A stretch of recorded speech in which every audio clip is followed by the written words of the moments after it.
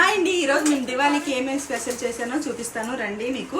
So మా ఇంట్లో అయితే సింపుల్గా అయితే ఇవన్నీ చేసామన్నమాట. ఏమి చేయను అనుకోను, కానీ ఇన్ని రకాలు చేస్తానని అయితే అనుకోలేదు. రండి రండి రండి రండి. ఫస్ట్ పులిహోర,